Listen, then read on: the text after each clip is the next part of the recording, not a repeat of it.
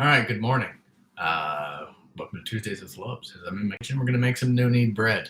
I've got my list over here. I got my whiteboard. I'm very excited about that. So things that you will need are, we need 3 cups of flour. Any kind of flour will work. Wheat flour or something that's got a lot of gluten in it. Like, be careful with your gluten-free flours. They take longer to absorb some water, and they just don't quite stick together so well. So I think maybe I'll try that in the future. Next, you'll need a teaspoon, quarter teaspoon of yeast. Any kind of yeast is going to work because you're going to want that to be just go through there. If you want to, you can set it outside and pick up some wild yeast that's floating around. You might get some pretty funky bread, but other than that, it'll be anything that you want. Heck, if there's some brewers out there, you can throw some beer yeast or some wine yeast. Heck, I've got EC 1118 up there. Make some champagne bread. But you'll need some salt. Pretty much anything that you've got laying around to get your any kind of salt. It's not road salt. Road salt has rocks in it, for those of you in the Midwest. So some water, fresh. Ooh, it needs to be warm.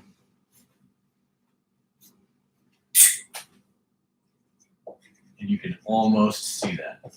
It needs to be warm water. And then a heavy covered pot. So I've got this hot. It's not hot yet. I've got a cast iron pot. I also have a Corelware with the lid down there already in my oven heating up. Because you're going to take that oven to 425 and 450 Fahrenheit. I also have it in Kelvins here because I do physics. And then, yeah, because you're going to want to preheat the pot when you go to put it in. All right, so let's put this thing together.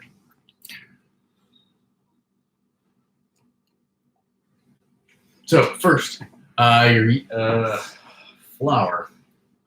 You need 3 cups of flour here.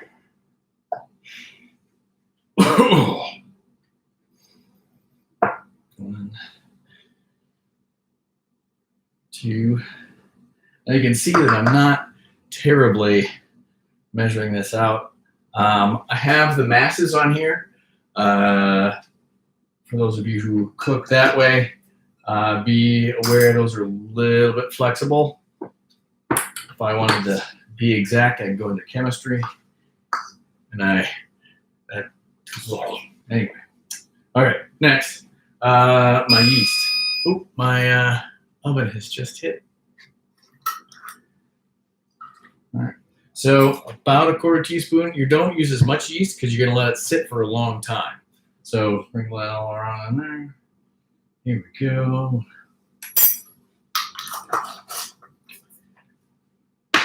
Then your salt.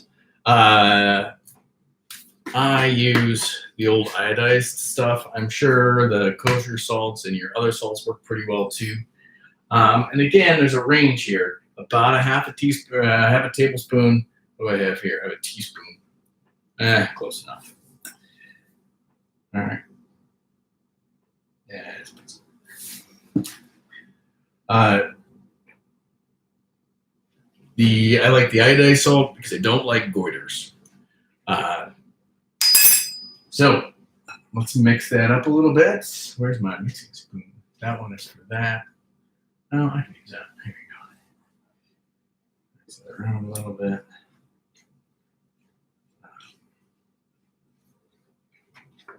There we go. Get that all the way through it, all the way mixed up.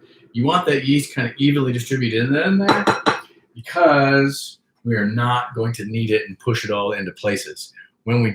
So the yeast is going to naturally work itself through and do all of that on its own. So now I need my water. I got about 1.5 cups. When you start working with this, you kind of get an idea of what it's going to look like. You'll adjust from there. I'm going to start stirring. I need to remove my wedding ring so I don't get yeast up underneath there when I go to mess around with it. Put this in a safe spot. Gonna wash my hands real quick. I didn't do that before. All right. 1, 2, 3, 4, 5, 6, 7, 8, 9, 10, 11, 12, 13, 14, 15, 16, 17, 18, 19, 20. All right, here we go. Back over here, what do we got here? So, kind of keep that in the corner there. Nice. All right, here we go. I'm going to pour this into here and mix this around. I kind of want you to see a little bit of how I'm doing this.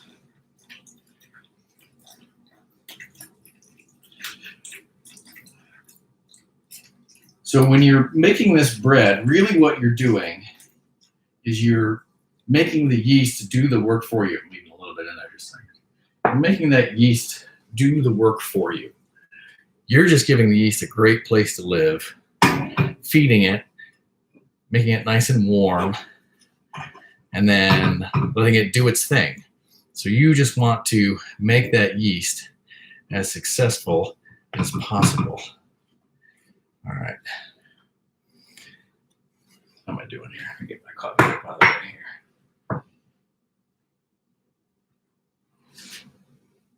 Yeah, okay, it's looking all right here. All right, I need the rest of that water. Doesn't look like a lot of water, but in stuff like this, that water goes a long way. And you get, it dries on the outside, and you get water kind of trapped in the middle, so it's super damp in the middle. And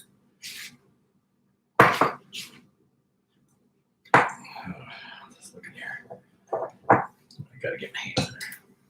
There it goes. Yeah, so you're kind of getting that wet inside to mix with that dry outside, so you can kind of see what's going on. And now I'm going to scrape it off my hands. And so it's often described as shaggy. Those in the bread world, those in the bread know. Now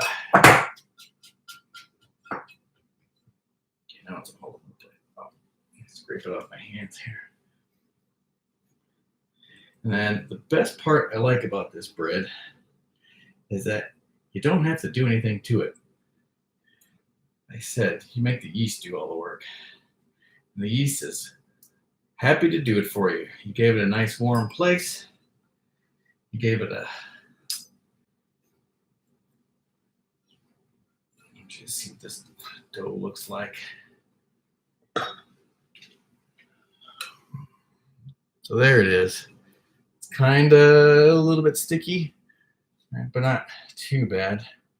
This bowl's a little bit on the small side because this thing is going to start bubbling up and it's going to get really, really big. So I'm going to, yeah, it'll be fine. So now we need to cover it up and put it in a cold, dark place where it'll just sit, hang out, and play some video games. It's kind of like a teenager. All right. Just wanted to leave it alone. I'm going to need this here in a moment. And you really just cover it up.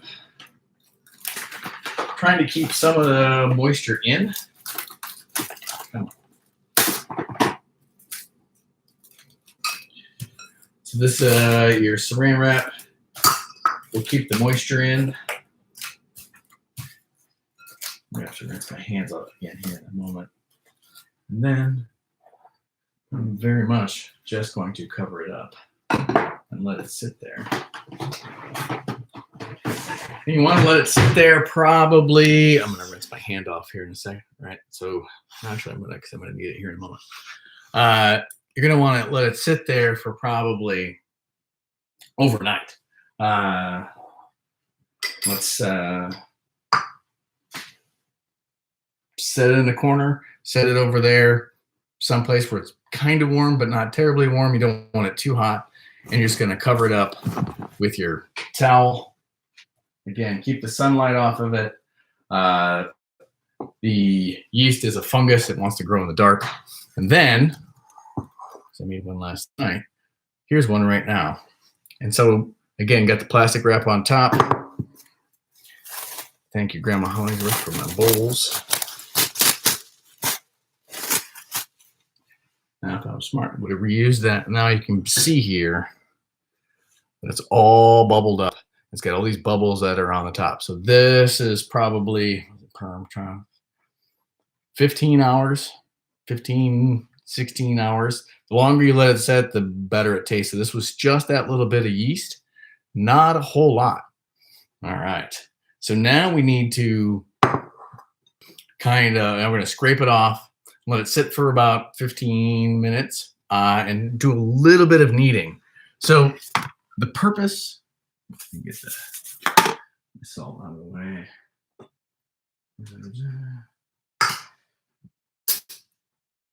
That goes over there. This is going to go over here. The purpose of the kneading is to take the gluten proteins that are kind of in there, and you're going to try to lock them up. And so you have to kind of mix them around a little bit. It doesn't take very long for that to happen. And you'll see that here, where this is going to be really soupy coming out. And then it's going to be really soupy coming out. And then I'm going to yank it out a couple times, and you'll see it ball right up. It's also a little bit sticky. So spread that a little bit on there. Spread that around. All right, here we go. Let's see this kind of come out. Let me see if I can tilt this and you can kind of see it come out.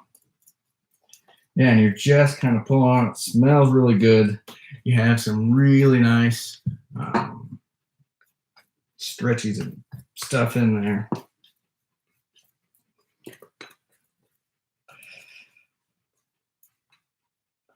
There we go. And you can see that it's pretty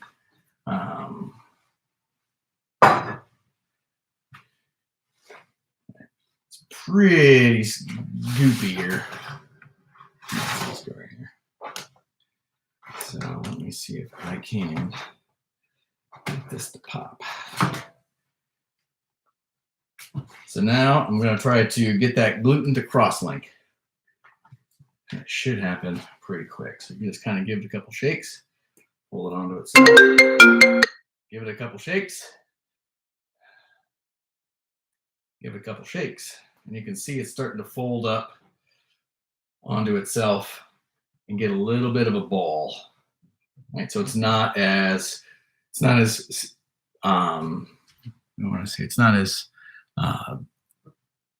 loose and watery.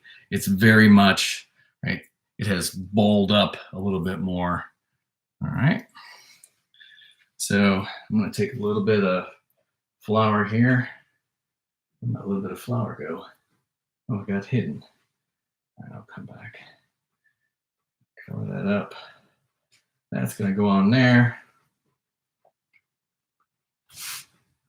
Then it needs to sit again for a little 15 minutes. And then we'll come back, stretch it one or two more times. Yeah, and really all I'm doing is picking it up and stretching it and putting it back down. That's it. That's all I'm going to do. I'm not going to work it. I'm not going to do all that kind of stuff. And actually, if you don't come back for the 15 minutes and just let it sit there for a while, excuse me, that works pretty good too. Because that's what I did with this one. So let's cover this up and get this up and out of the way. Where'd my bowl go? There it is. I don't need this anymore. Oh, I grabbed the wrong thing. Yeah, I'm just going to take my bowl that it was in and then just set it on top of there. And now my hands are a mess. I need my lovely assistant to, can you turn, I think I have to rinse my hands off before I go to the next thing. What am I turning to? I don't know, turn the camera to me washing my hands. Washing your hands. I washed my hands before too. So, all right.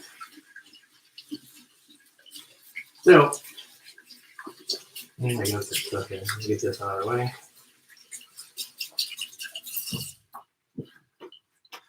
Thank you. All right. Turn back around this way. Here we go. All right. Let me get this out of the way. So after it's been sitting for a little while, all right, it turns into this. Let me see if I can get this out. So it's going to turn into this.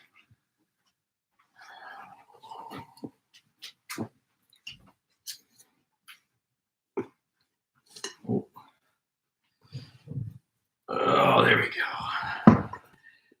So I pulled this one out this morning about, I don't know, kind of 7 o'clock. That's what I did. I just pulled it, yanked it a couple times, just did that, and then I never went back to it. So this is probably 2.5 hours sitting here. You can see it rose back up again. I put a little bit of flour on it, which I forgot to do on that one.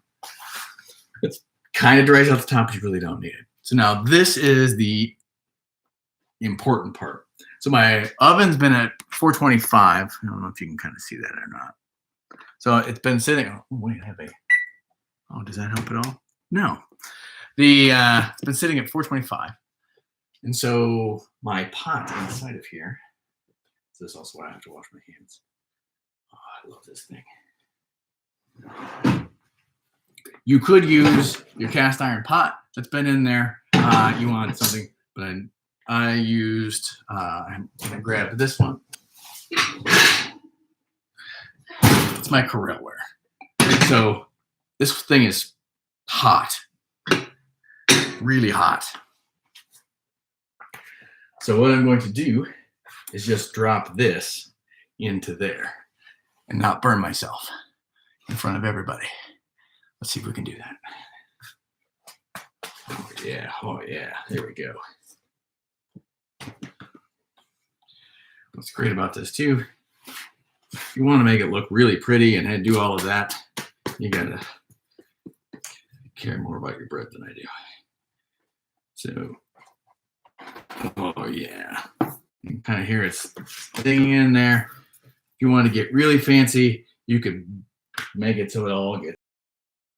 Put the little knob at the bottom and put it up at the top. I'm not doing that. And then you got to cut it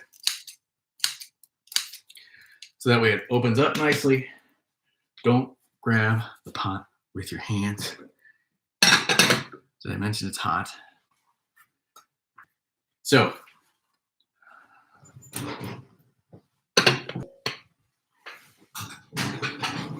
you put the lid back on and you put it underneath there, because this is the part that some places don't get. So steam is what, oh, I gotta put the timer on.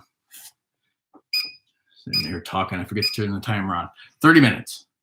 So you want 30 minutes. You can almost see that. So 30 minutes in there with the lid on. So what that does is it's gonna start, the water's gonna start evaporating, it's gonna move around in there. The dough will then, as it's cooking, will steam, and so you're cooking in this really humid environment. Makes the gluten not dry out. Put certain things together. The whole thing cooks evenly all together. When you have the lid off, that's how you make the crust.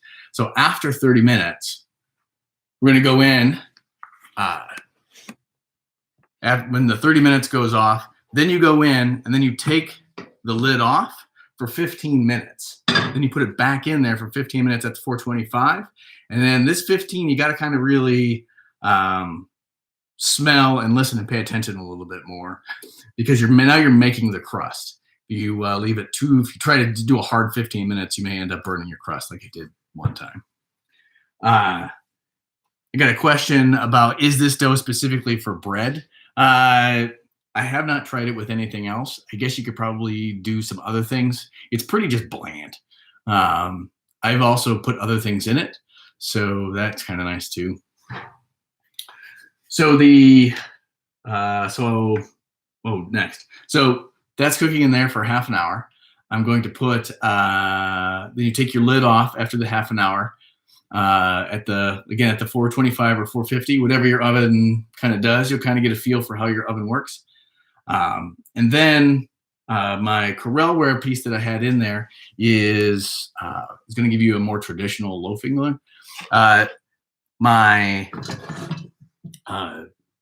made this yesterday, by the way, so it's not hot.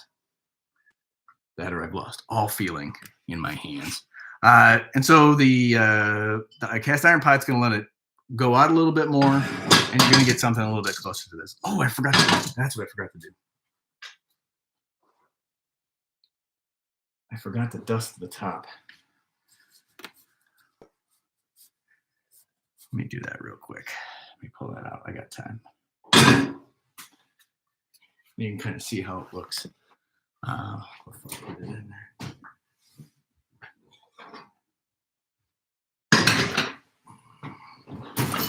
You can see it's already steaming a little bit. There you go. And it's already rose up. This is going to look really nice. Yeah.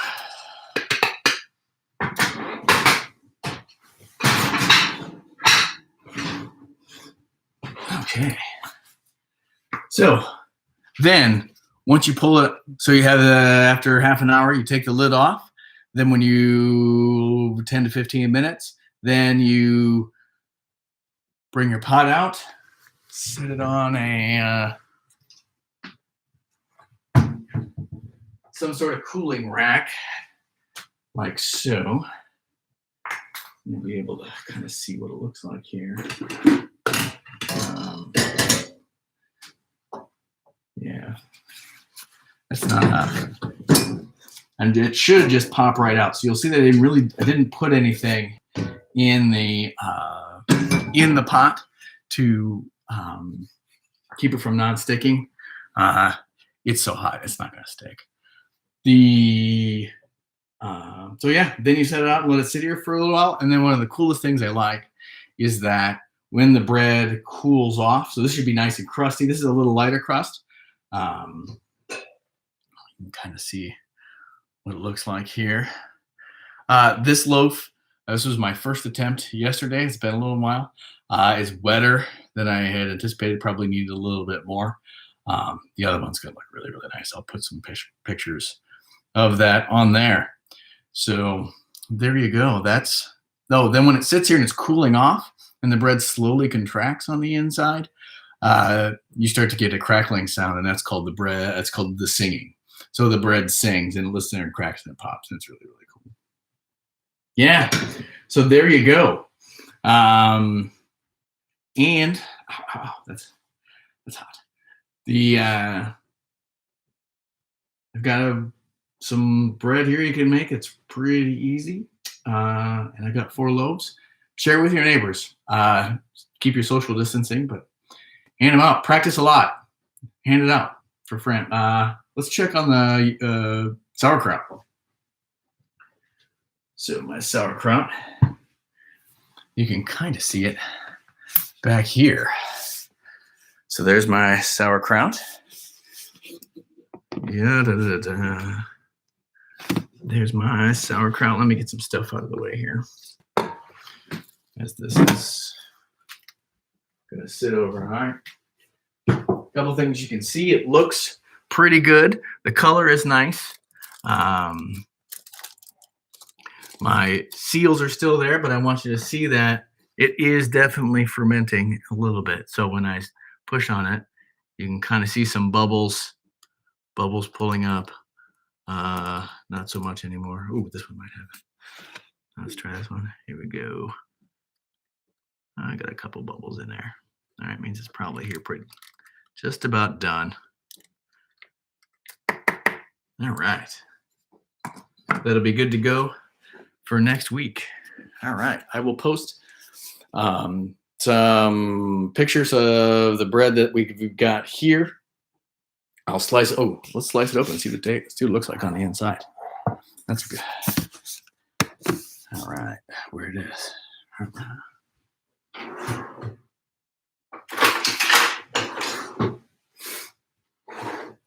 This is not my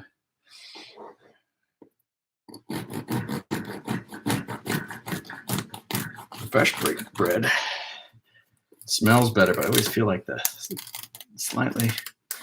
How does that look? It looks all right. Not bad. I'll make some. I don't know what I'll make with this. So you got a little uneven here, but this looks pretty good here. Looks pretty good there. Not bad. Not bad. Let me see how it tastes. Really, if you're eating it, it doesn't really care. Oh, okay. That's pretty good. When you let it sit for so long and sitting overnight, you get a lot better flavors. You get a little bit more complex flavors because it's in there longer. It's pretty good. That's going to be nice. All right. Next week, we'll be roasting coffee. And so I've got green coffee. If you want to, if you're still trying to get that through, some of those things are shipping late. And we'll see how it goes. All right. Thank you very much. And we'll see you next week. I could never remember how to end this thing. Oh, a little question about somebody asked about my bow tie in the house, not on the stream. This was a little kick to the America's Test Kitchen, but also one of my previous students made bow ties. So, but his name escapes me right now. I'm sure somebody will show up. All right. Thank you very much. Have a good day.